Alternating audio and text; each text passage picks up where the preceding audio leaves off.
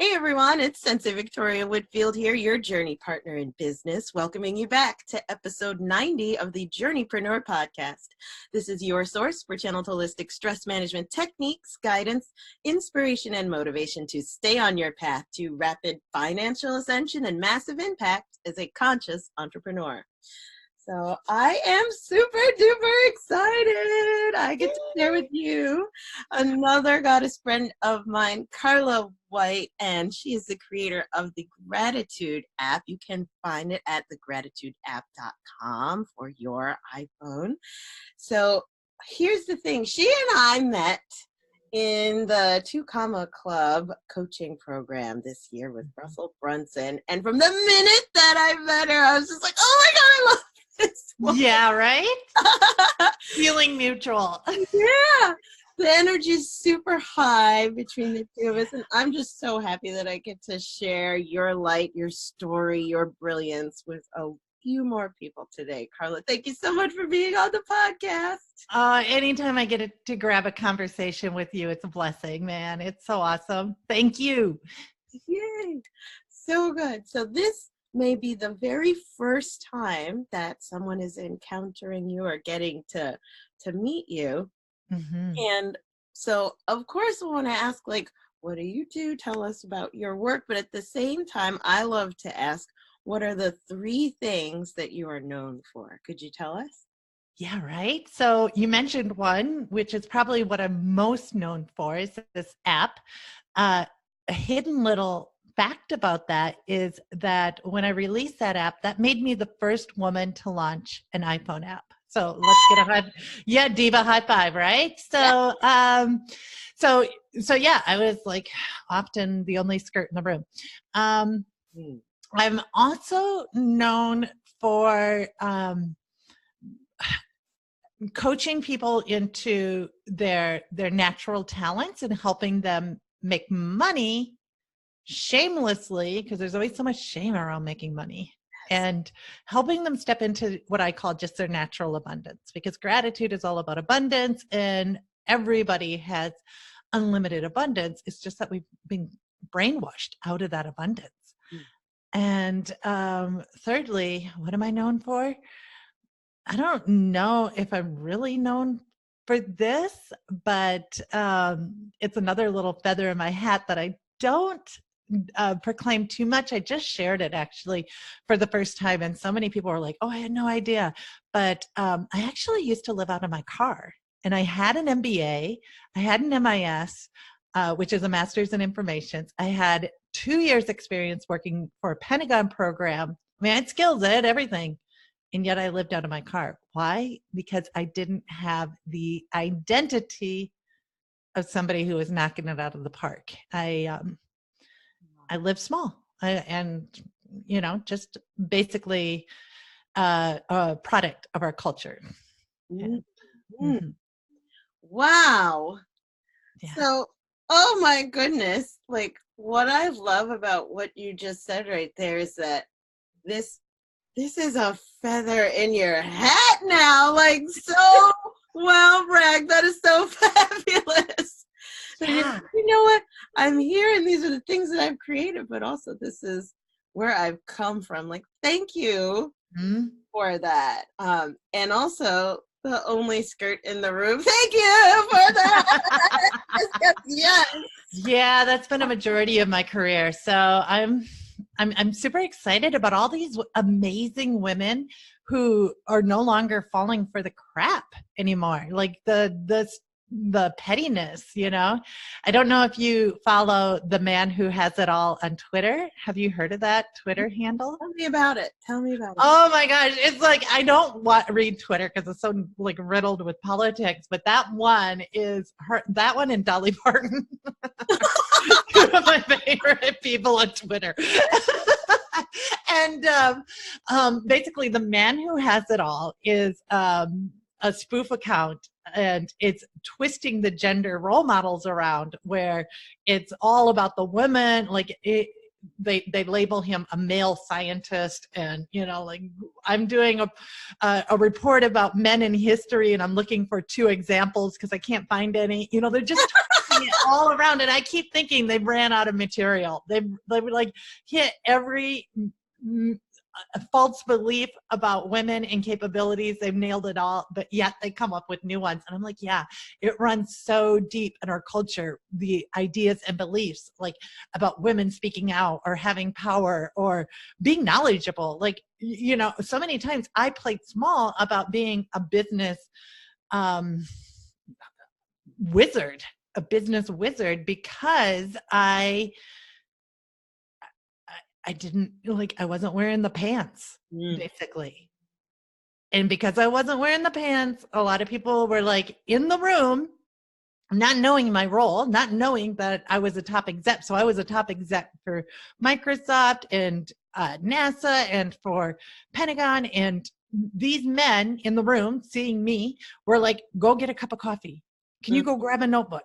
Hey, we're going to have a major discussion here. You're going to have to step outside the room. And I'm like, wait, what?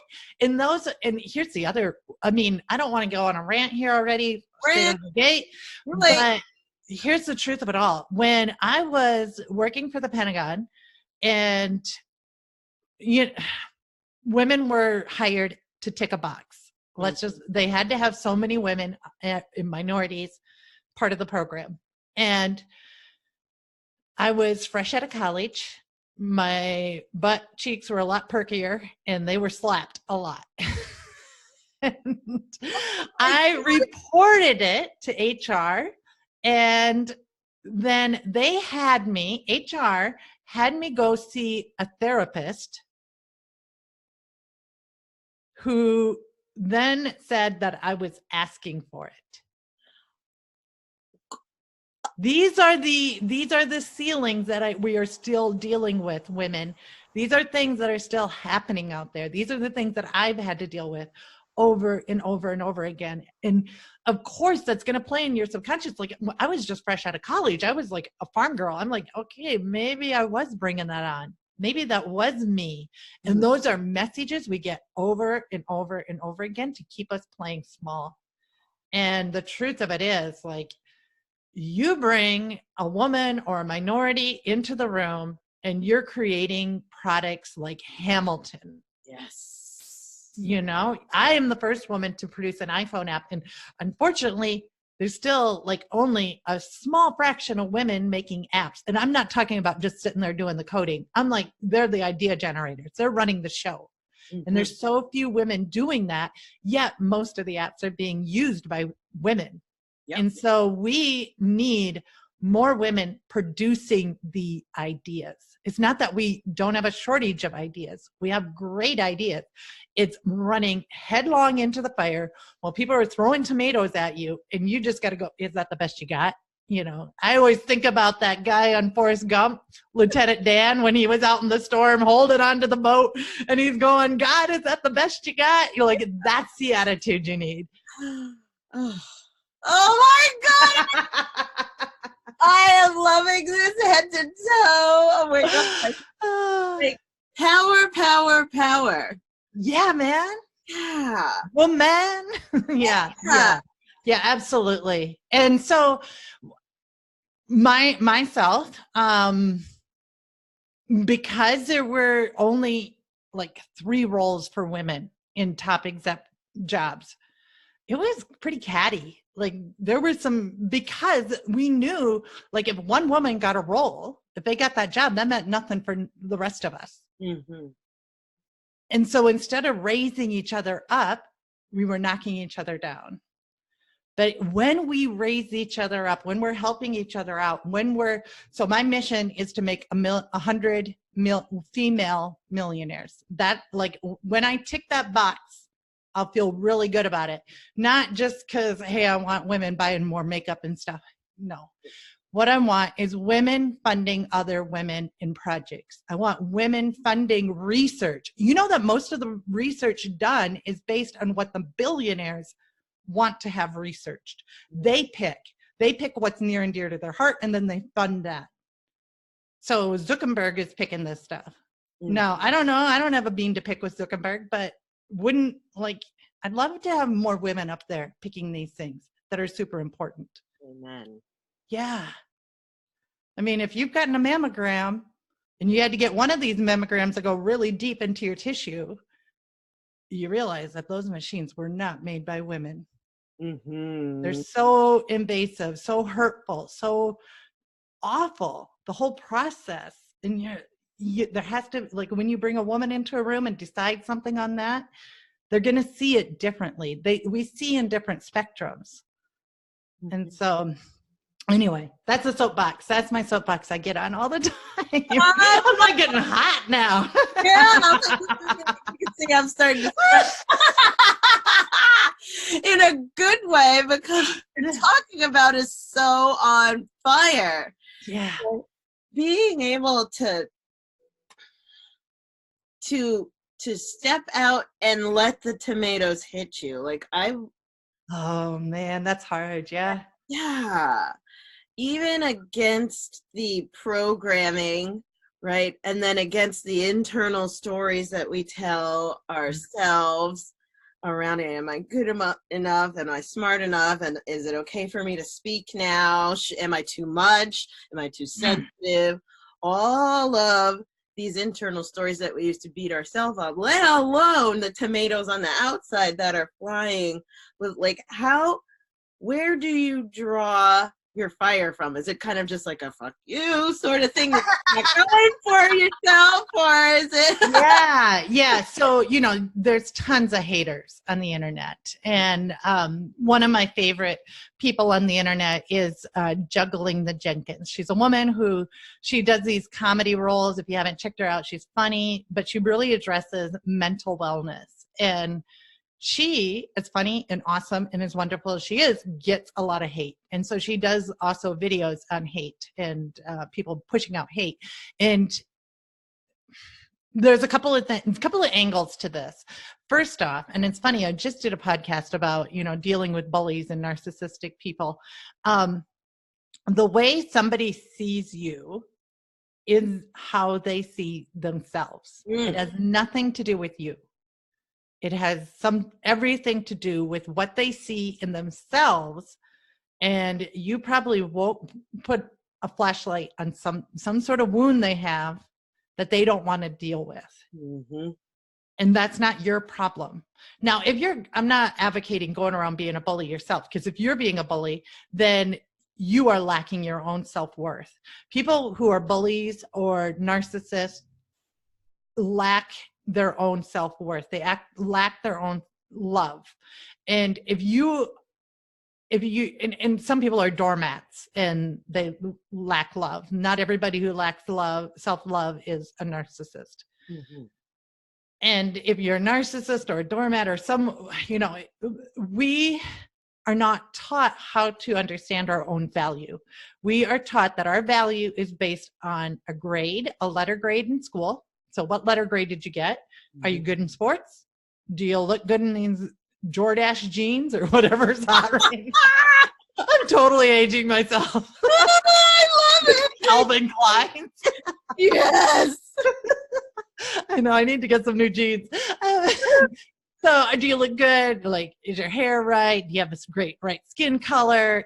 All this. Bra size. This is how, do you have kids?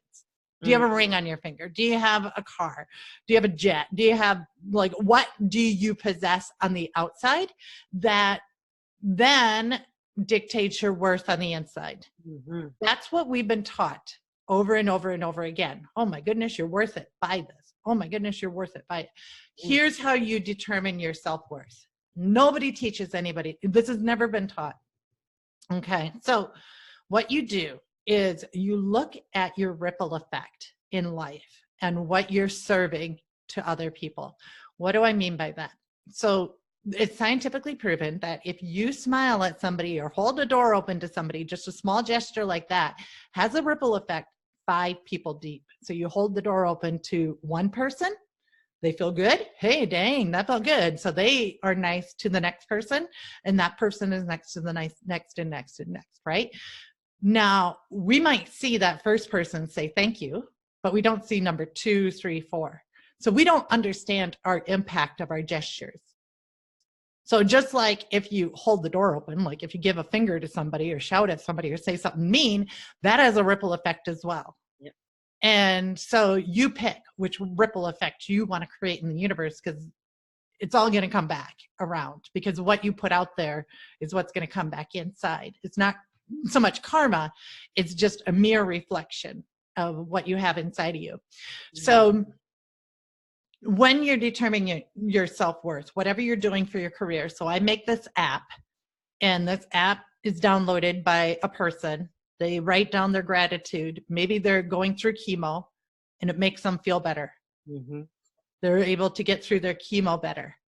They're able to be with their kids longer. So that ripple effect helps the one person who's keeping the app, helps their children, helps their children's friends, helps their children's parents. Mm-hmm. And these people we don't see with our five senses, so we discount it. So when you're going through what you're creating, your product, whatever you're doing, go like 250 levels deep on what effect you're creating in the planet on other people around you.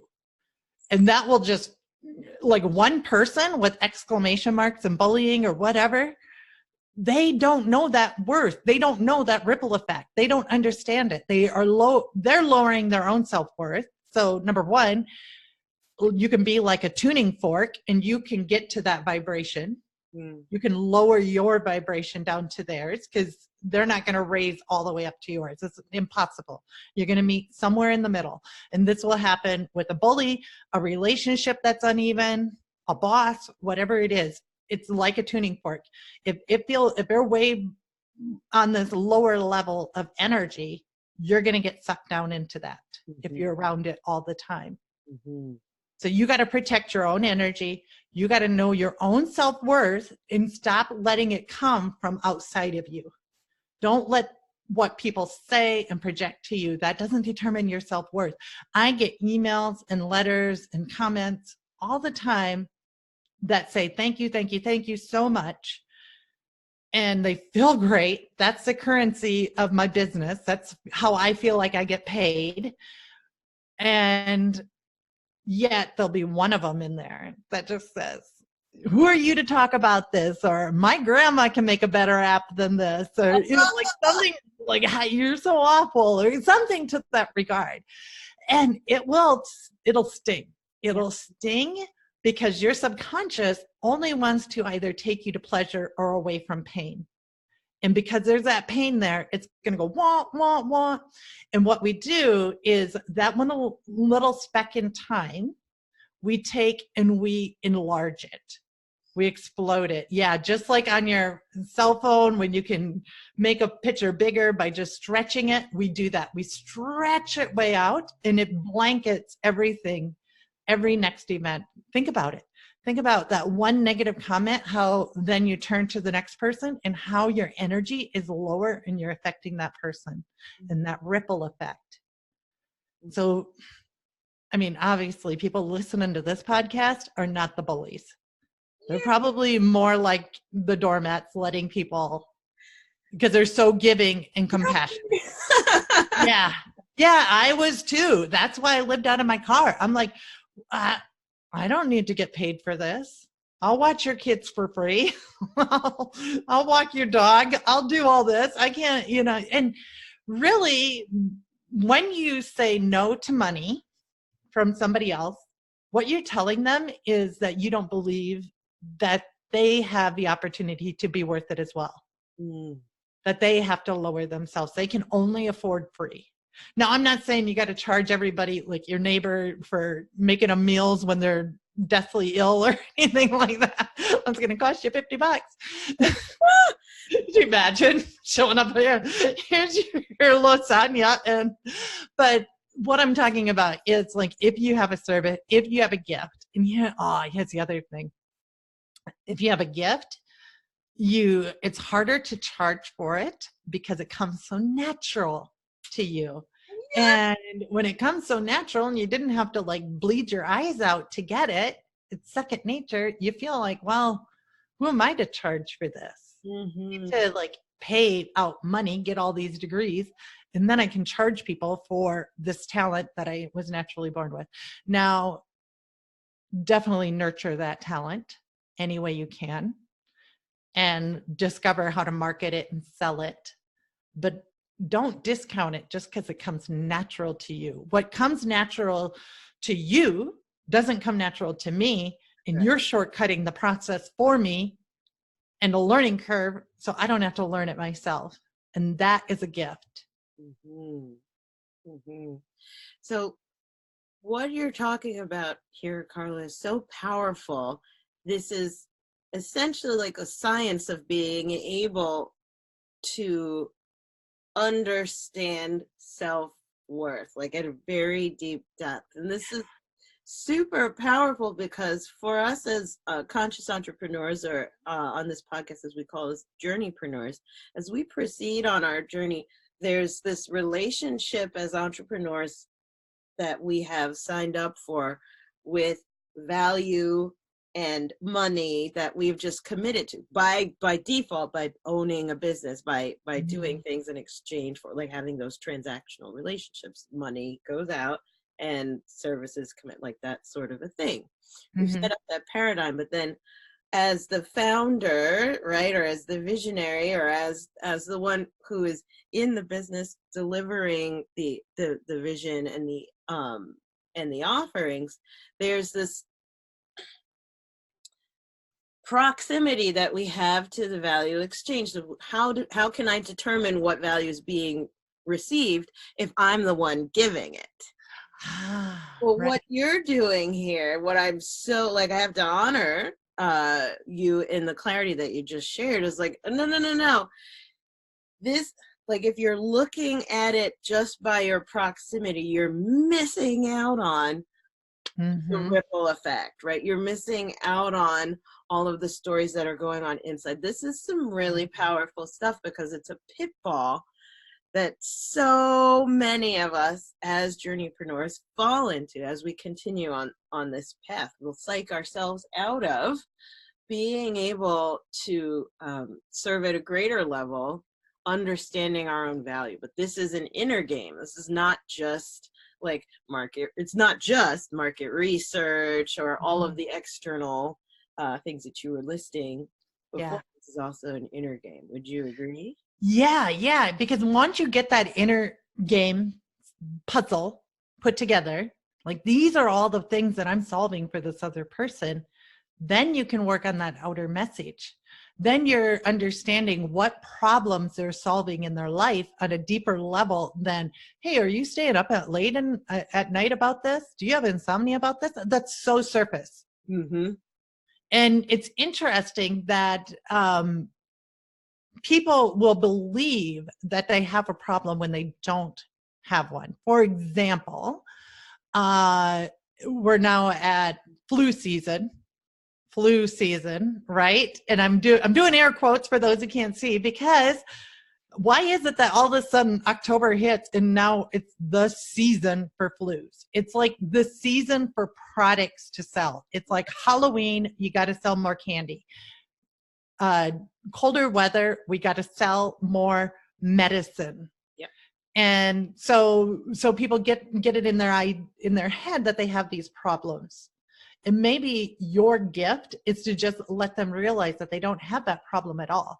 And you know how much, but you're like, how do I charge for that? How much are you saving them in a ripple effect because of that? Because they are no longer seeing their spouse as a problem. They're seeing their spouse as a blessing.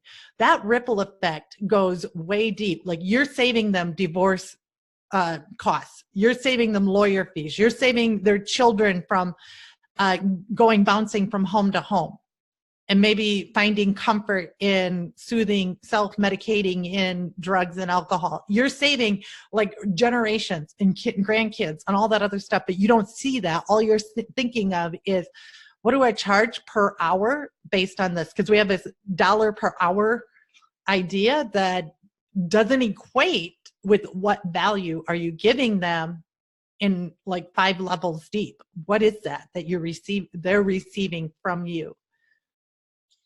That is so good, because the main, like, I've gone through this money mindset kind of process over and over and over again over the years for myself, having gone from being in an employee paradigm, working for others, and like, okay, well, I got a job that's $10 an hour. All right, I got one at 15. Okay, we're doing better now. Ooh, this time I'm making 30. Now I'm hot. Like, this is crazy because like, I've arrived. yes. And I am not laughing at anyone who makes these dollars per hour. No, it's just the mindset. Yeah. It's the mindset behind it. Yeah. It's the mindset behind it where I had no real, I'm putting this on me, only me. Yeah. That I didn't really have a concept of what was the value that I was delivering. I had a concept of what was the, mold that I was filling. That was a $30 per hour preset mold, according to that company's definition. Whereas now when I get between 500 and 1,000 an hour, like when you work it out with my clients, it's like, it's an entirely different mindset that would pull in that much money per hour versus the one from before. And so I'm curious, Carla, like, as another sister goddess has gone from the paradigm of working primarily for others, like in that paradigm, to like having your own creative ventures, right, and your own entrepreneurial ventures, was there something that kind of tipped the scale for you to like go from like, all right, I'm working, to like, now I'm going to make my app? Like, what happened? Right. That, So, like, yeah, this is probably the first podcast where I never gave my backstory first. No, this is, I love it. And this is fabulous. Fabulous. Yeah. You guys are getting such a treat. Yes. 100%. Yeah. So what was happening is I was working with Microsoft, living over in London, top exec with Microsoft, and they said I can either go back to Seattle or I can be released and be fired, more or less, and be made redundant, right? And I didn't want to go back to Seattle. And so I chose, because I loved living in London. I had just met my husband. We were dating then. And so I decided to stay, and we decided to launch a business together. And so that was my first venture from per hour. How much do I make? I was on a salary, but even still, like, I was a consultant and everything was based per hour, and, like, everything was hourly estimates. And then I made this leap into entrepreneurship, and I was living like I still had $1 billion company under me. And by that, I wasn't being so much wasteful. I just didn't have the mental mindset, and I wasn't building that mental mindset. I didn't realize that my biggest assets will be marketing and sales. That's what I need to work on now. Mm-hmm. And I was working more on deliverability. Yep. That was the area I nailed deliverability hands down. Like, I am the queen of deliverability. I got that nailed. Marketing and sales was the part that I didn't have. And so my business was bleeding, and I was drinking and binge watching and binge eating and binge avoiding everything and numbing and getting ulcers and migraines for the first time. It shows up in your health, right? So I get this email from my mom saying that a family friend had passed away, which is no big shocker because he was in hospice and whatnot. But what happened on the heels of that email was I booked a flight to go home right away. And I had been it was November, and I was planning to wait till the following February to go home because my brother and his wife were expecting a baby. And I thought, well, just skip Christmas this year. I'll go right to February. And for some reason that email came through, and I'm like, nope, I'm going home. So I flew home a few weeks later for Christmas, and noticed that my dad was poorly. I noticed his breathing was heavy. He wasn't able to lift my bag out of the car. He was weaker, all this stuff. Like, things were weird. And he's a farmer, and he just got done harvesting, and harvesting is a very arduous task. They go for 12, 14, 15 hours a day. You got farmers right now trying to get as much harvesting done every day as possible. It's some really hard labor. And so normally they are poorly afterwards. They're sick afterwards because they've just used every ounce of their energy to get that crap out of the field. And so I didn't say anything because I didn't want to rock the boat being home, like, let's just keep it peachy keen. I need this break, whatever. Go back to London, don't even have my bags unpacked. And my brother calls me in the middle of the night saying that Dad had passed away. And I bawled my eyes out. I mean, I had no coping mechanisms to begin with for just what life was giving me with the business, let alone, hey, my dad just died. And hey, why didn't you open up your big mouth, honey? Why didn't you say something to somebody? If you would have said something to somebody, if you would have got him into the hospital, he'd be here right now. And so I carried around this shame and guilt for months. I could not walk out of the house without crying. Getting groceries, I'd bawl in the cookie aisle. Get my hair cut, I'd cry in the chair. I could not stop crying.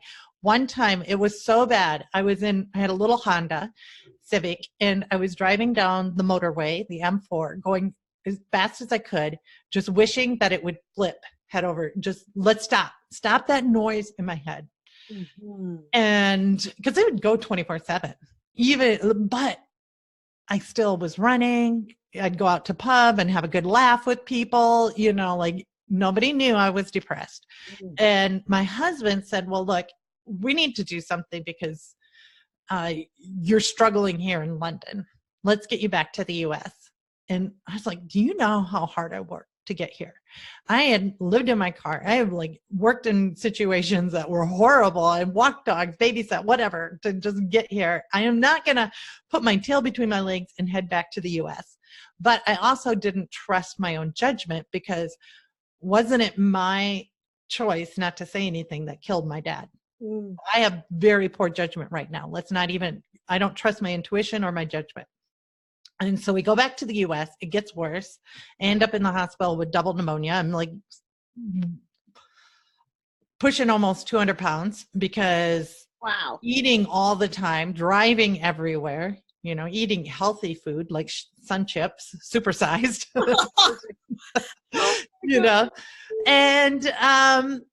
and the doctor says, here's something for your pneumonia and you better get something done about your depression. And that was the first time somebody said depression to me. Wait, who are you talking to? Me? I don't have depression. I'm fine. I've got a job. I've got a roof over my head. I've got a husband. I'm good.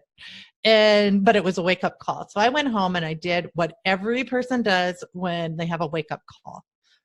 They get on Google and they look for the answer. So I'm Googling depression cures and come across this article about this mom who lost a child, a soldier who lost limbs or a home, people who have lost their jobs, people who have had way bigger losses than me who have come back around and survived. And the one thing they did was they focused on what was good in their life. And it wasn't called a gratitude journal or anything like that. And The Secret was just coming out. It was just surfacing. And Oprah was talking about gratitude journals. And I thought, I'm just going to write some things down that were good. And so I started with that and I did it every day. And I was out for a walk about 2 months later. So it's getting warm out. And I'm going through things that I want to put in my journal later because I didn't want to be like a blank slate when I go to write. So I'm like, okay, what can I write in my journal? I got a job offer from NASA. I lost some weight. I'm sleeping good. My relationships are better. I haven't cried since I don't know when. And I'm like, wait a minute. My life did a 180 from just a couple months ago when I was in the hospital room. What did I do? What was the silver bullet? And when I put the two and two together, that it was that gratitude journal, I'm like, I got to make an app for this. And voila. Yeah. And that creating an app was a whole nother wild roller coaster ride, but it came out. And I thought when I said I'm creating an app for this, I thought of if this saves one woman from driving 180 miles down a motorway trying to kill herself, it's worth everything, every little blood, sweat, and tears. And I released it and I put it out there with my story. And of course, the media loved it because here's this woman who this saved her life it can help you. And it came with a lot of mockery too. And people are, I put in 2 entries and my life is still the same. And which I'd love to talk to you about how gratitude really works, but that's a whole nother conversation. We'll have you back. That's fine. Yay. Oh, so, wow. And thank you, Dad. Right? Right now, I'm so grateful that you brought that up, because how can you view any situation? If my dad hadn't had his untimely death, you and I wouldn't be talking. Yeah. I wouldn't have touched hundreds of thousands of lives. I had to have that happen in my life to pull that sword out of the stone and start using it to find my own power and put it out there.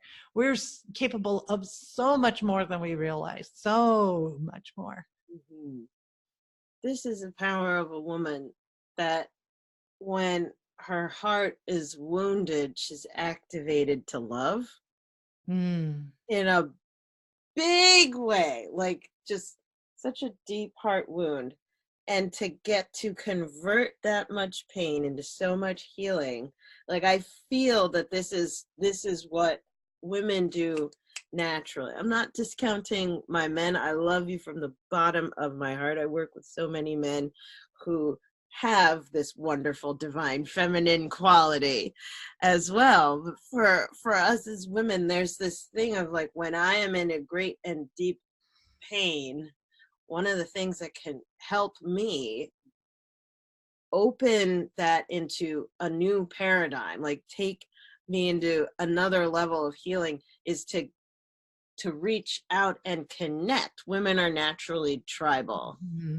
And so I'm just honoring and celebrating and seeing this in you, Carla, how you took like such a great pain and decided to create. And that creation, right, you seeking out, reaching out, even with the Googling. You can Google, by the way, too. Like, this reaching out and say, I want to investigate this pain. I'm here to learn, like, what the heck is depression? And going in, yes, like developing the relationship with the pain rather than just smashing it. Yeah. And from there, this creation coming forward. Like, thank you, Dad, for being the trigger to open your heart in such a powerful way. I mean, it's just, yeah. I am in awe and so very, very grateful. Yeah. Yeah. Well, our natural state is abundance, joy. We are taught lack. I mean, as children, when we come into this world as beautiful babies, we know we have 2 fears. One is the fear of falling, and the other is fear of abandonment. We aren't afraid of arms, the number 1 industry, pharmaceuticals, the number 2 industry, and alcohol and tobacco, number 3 industry. Those 3 industries, the top 3 industries, it needs you to believe in fear and lack in order for them to survive. And the biggest rebellious thing you can do is to focus on abundance, to focus on a gratitude practice. And we're not talking like a 5-minute journal, or I've even seen a 1-minute gratitude journal. Okay, 1 minute's better than 0, but like gratitude throughout your whole day. And let's just not even call it gratitude, because gratitude has this idea that you had to overcome something to receive it. I'm so grateful that it's here. Oh, thank goodness. But if you look at it from appreciation, it was there all along. Thank you. I'll have some of that. That fits very nicely with what I need in life right now. Thank you, thank you, thank you. And then what happens is you alter your expectations. You alter your expectations to be more aligned with what you want. And you will go through trouble and periods and not react and fall down, because like when I work with millionaires and when I work with people who aren't millionaires, probably the only difference is the millionaires mess up just as much. No, they mess up more. They just don't stay down. Mm-hmm. Like in their wounds, they get up and they go, get up and go, get up and go. And that's what they do. Whereas the ones who don't, they linger and berate themselves and wonder, what did I do wrong? And, oh, I messed up here and there. Just go. Like, we have an attention span of a fish and nobody even noticed that you messed up. Only you. It's so true. Oh my goodness. Oh, so like with that, okay, so the theory, the philosophy is so solid. I have to put my woman stake down and say, like, how brilliant is it that the first woman to make an app is going to make it about gratitude? Like, I'm here to improve quality. And not a fart app. Yeah, not a fart app.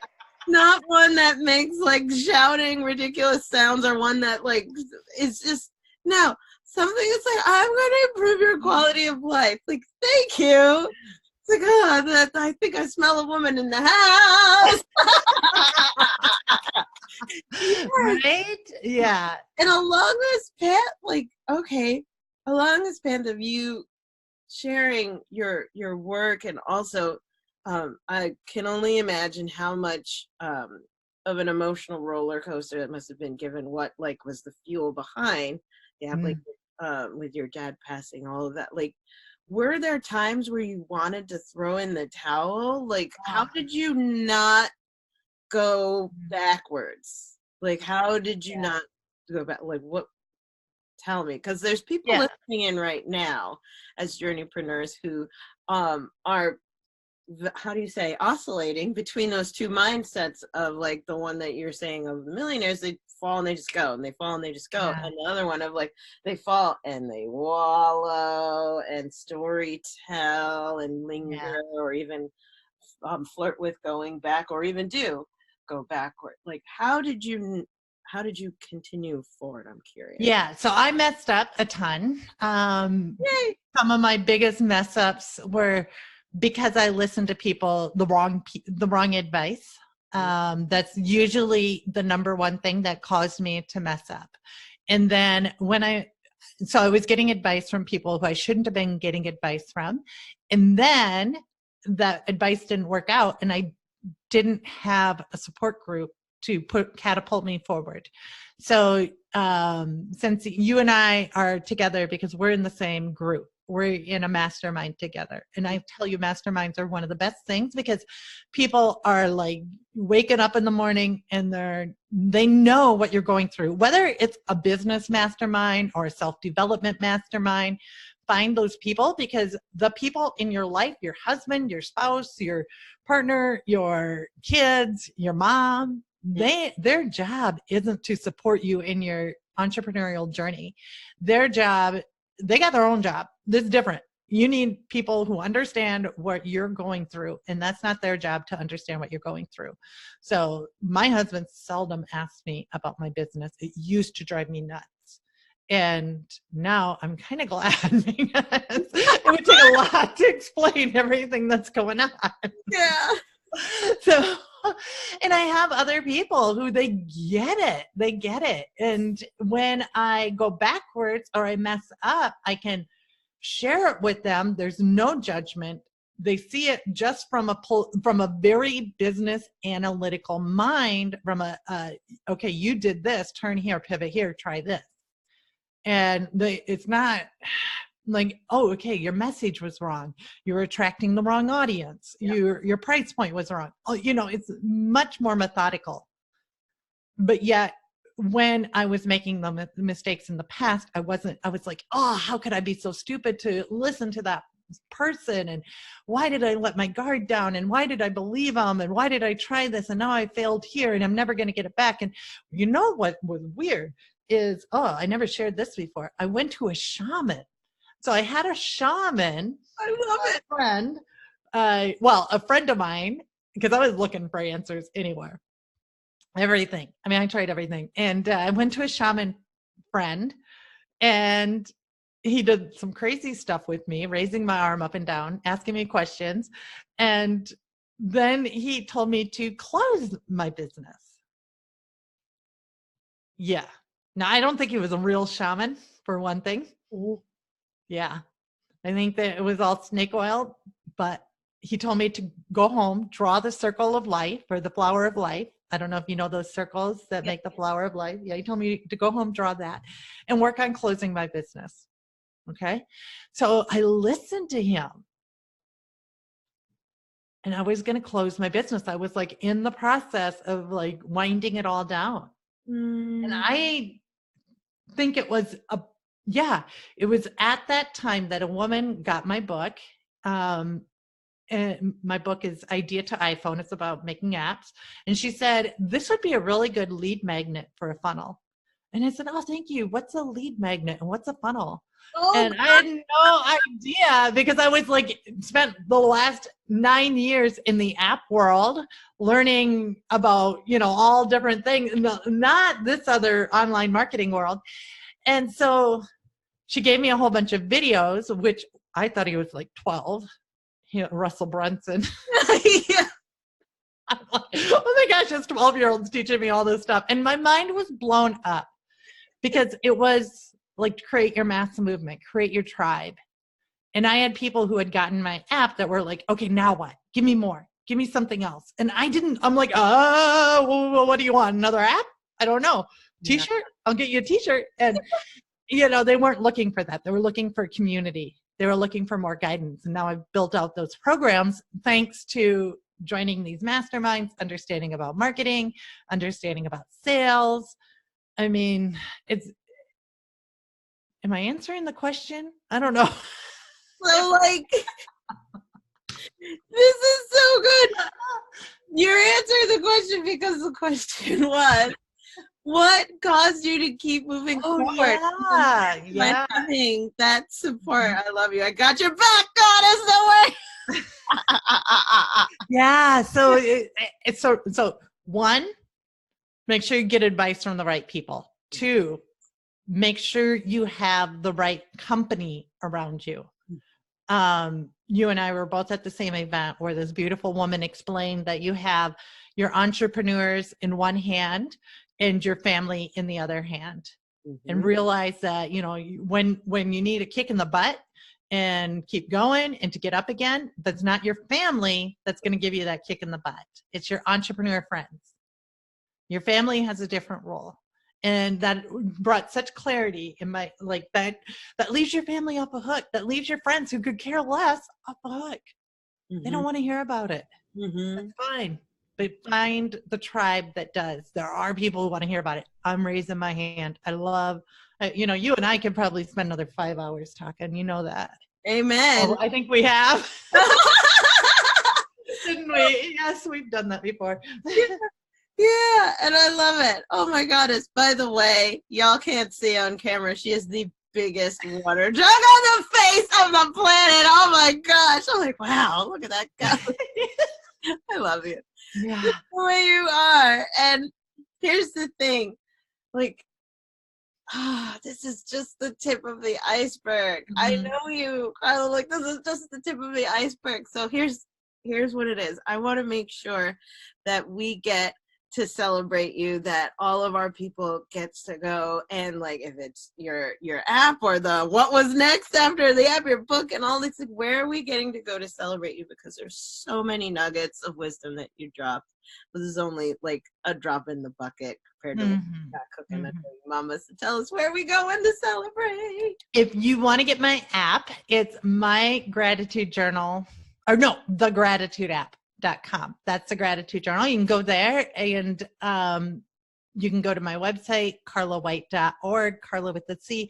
Or I just launched a podcast this week because you just discovered I love to talk about all this stuff. So go check out my podcast. It's called Radical Shift. You can go to Radical Shift Podcast and let's carry on the conversation. I love this stuff. Yay! I love it. I love it. I can't wait to subscribe. I've seen some of the snippets that you've been sharing on Facebook. It's so good. It's so good. Oh my goddess. So we may have to do this again. Because oh my gosh, I just love you. And you're such a wealth of information and inspiration.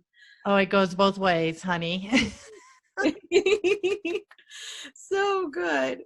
And I'm going to turn it over now to our listeners. By the way, if this is the first time you're here on the Journeypreneur Podcast, welcome.